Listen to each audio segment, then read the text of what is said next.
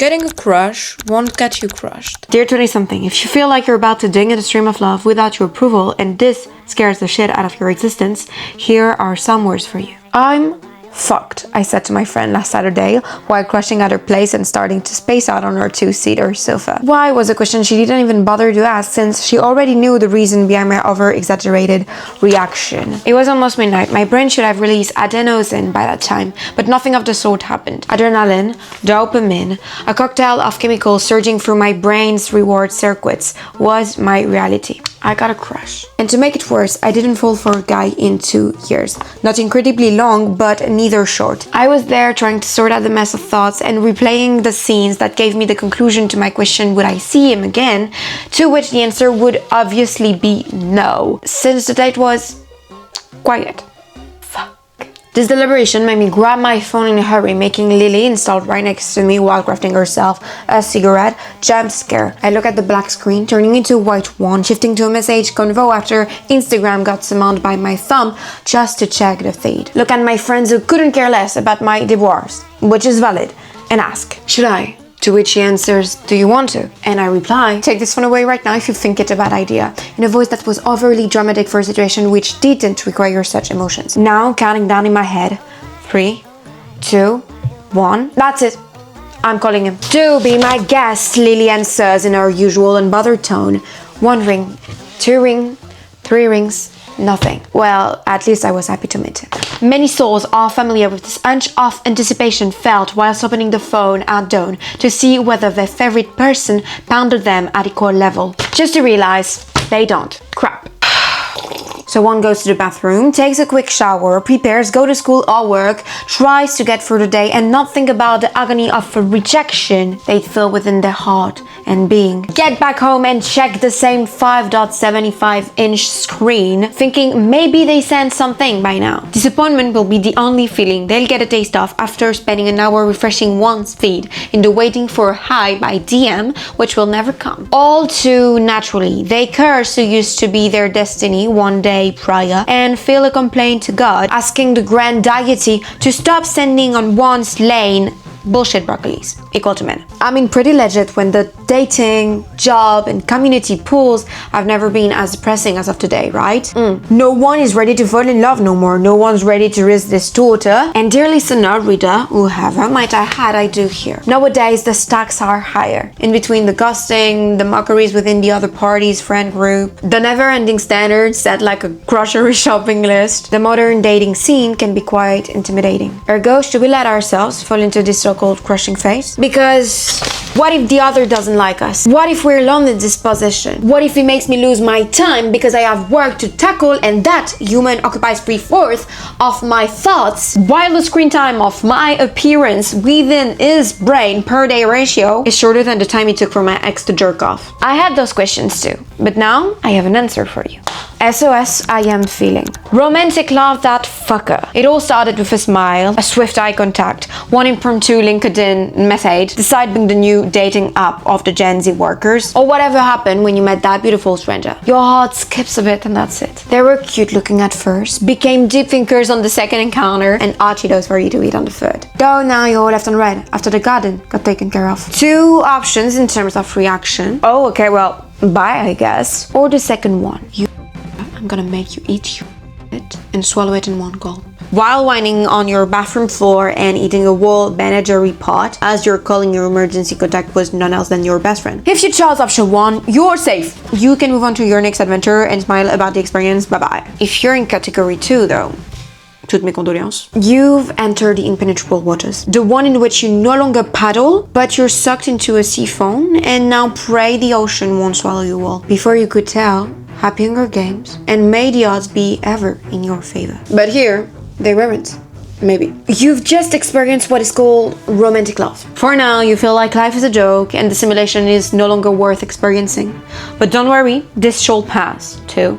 As Dr. Ellen Fisher, biologist, anthropologist, explained, when you feel romantic love, everything about the other is special. You turn obsessed, literally, and this state is hard to beat. Painful to disentangle from. So when you're pushed out of the dynamic without your own agreement, it feels like being walked upon and thrown into a bin. So now that your heart has made its decision without consulting your brain, you're no longer just exhausted from life, you are exhausted from life and duly in love. It ain't a good combo, right? Right, it isn't. Or rather, it wasn't its intent. I believe that you'll go head over heels when your brain recognizes safety. Whether your space was comfortable enough for you to develop romantic feelings, or is it a brain wrecker who's a friend of a friend met in a respectable setting, not to mention, the sum of the background up to the name of the mother. That level of assurance can naturally lead to a burgeoning affection. In contrast, you can spark the availability factor. Example, if you've got through a 2 years romantic, passionate relationship, you didn't fall out of love yet, you are grieving, hating, purging this one union, you'll hardly get to experience falling in love for some time.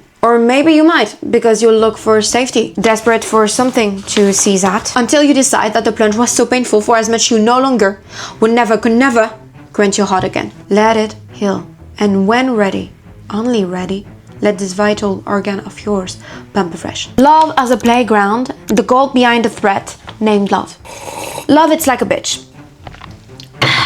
And then what? Then you spend the first 2 weeks looking all jolly. Peers might even question your sanity during the first phase of the little cocoon building up in your head. You were hating on men 2 seconds ago and now they are not all that bad. Rose-colored glasses became your new favorite accessory and you wear them brilliantly. And I'm not going to be the one to tell you to throw them away all that easily. When falling in love, I want you to sit with the feeling of bliss you're experiencing in that moment. Trying to flesh it out right off your system when it spikes you is not really useful. Those worries of yours won't deem the obviousness of what you are experiencing. Might as well dive into it. Might I say, good lessons are to be taken out of whatever is going on in your mind and individuality. This delicious admixture called love really is one of a kind. What you feel in those instances, isn't it similar to the promise made by Walt Disney? Comfort, calmness, agreeableness, taking a breath of fresh air, and the brain seems like it forgot you were in the middle of a meeting at work when thinking of the luxurious girls of your current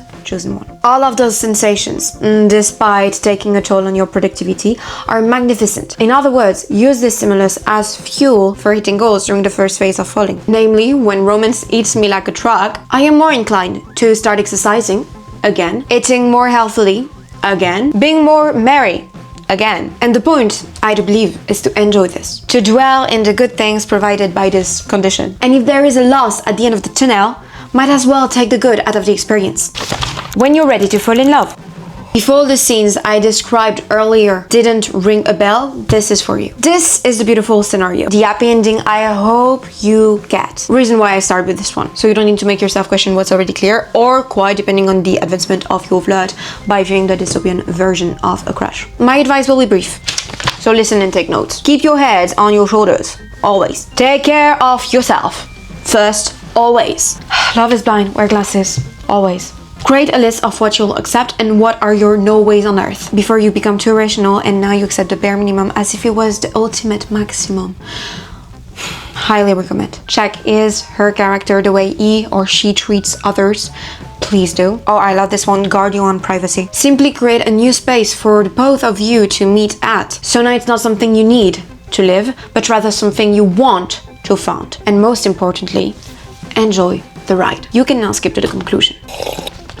Or dig this one. If all of the scenes described earlier do ring a bell, this is for you. There is no worse treasure than being dropped and ending up in the stream of abandonment while drowning under the seas of humiliation. Your entire body is nothing but pain and suffering. Your entire soul has been shattered and now you're left naked, led bar by uncontrolled instinct whose presence you despite having even come to appreciate. The man doesn't like you. The man is uninterested, even worse, unbothered. In this situation, begging for their attention is not the solution. That's time to retreat. But love is an emotion you can mold to your convenience. There's no pill for falling out of love like the one we take for depression. It feels like a sickness to which no cure can be administered unless time. Reason being, love is a basic, physiological, motivation. Love is designed to keep our species existent, making us crave the person we've developed romantic feelings for, the same way we'd implore for water in the desert. In a nice sense, love keeps us alive and well. On the romantic spectrum, love betrays our conscience just to prevent humankind from going extinct. And the worst part is that love activates the same brain region as an addiction. So what do you think happened when we take away the crush we gave way too much attention to? We experience something oddly similar to withdrawal, but like drugs of all kind, it should cease to exist if it won't do us any good. Let me take you through some good strategies that you'll be happy to use once you've realized you've made a poor judgment of character, or you simply got rejected.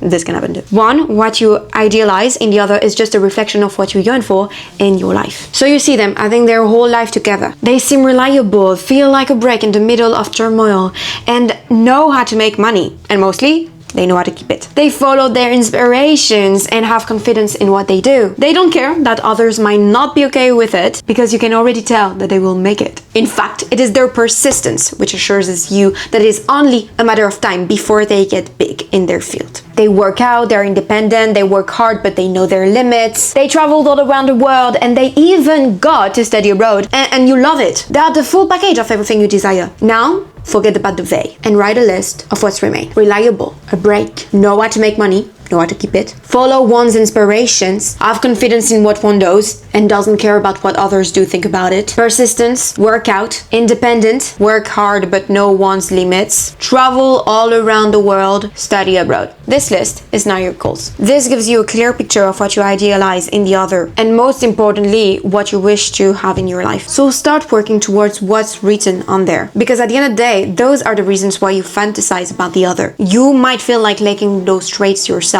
However, I just want to add, their ocean blue eyes cannot figure on this list. 2. Time heals. It really does. Time is a healer, but only if you follow those instructions. 1. Contact is not acceptable. Block, delete messages, get rid of their phone numbers, etc., etc. 2. Act as if they didn't exist. Erase the photos. Stop talking about them to your friends, yada yada yada. And 3, make them unimportant. They're just another human. If friends ask about them, make the boy irrelevant. They do exist, but so does your classmate from high school you met last week on a shopping run. However, you didn't develop about the way they look at you while you had this 5-minute awkward chat, right? Then all this crush of yours at equal level. And 3, it was just an activity. Guess it's time to change hobbies. Make yourself busy. Your brain can hold more than 5 to, I think, 9 things at a time, meaning that this person is a placeholder, but he or she occupies an entire row, and that is not okay. It is time to reclaim the seats and to give them to things which actually deserve your attention. So, at the end, should you let yourself dive into this crushing phase? I believe the answer is a yes to some degree, and I don't believe that there's a need for me to recap what I've already said during this whole video. Love is a beautiful thing, and before you start the overthinking process and the need for reassurance, in addition to turning on the protective mode of oneself, I want you to realize this. For you to have fallen means you are ready to love. And just for this, congratulations. Maybe the person you like will return your affection, maybe they won't, but this you can't control. However, bravo for letting yourself plunge. Bravo for hearing your heart beat and becoming sensitive to the sight of another human. This is bravery to me. I don't know what made you click on this video, but I wish from the bottom of my heart that you end up in the most beautiful love story that this world has ever witnessed. Dear 20-something, I wish you the very best. Yours truly, Sue Alice.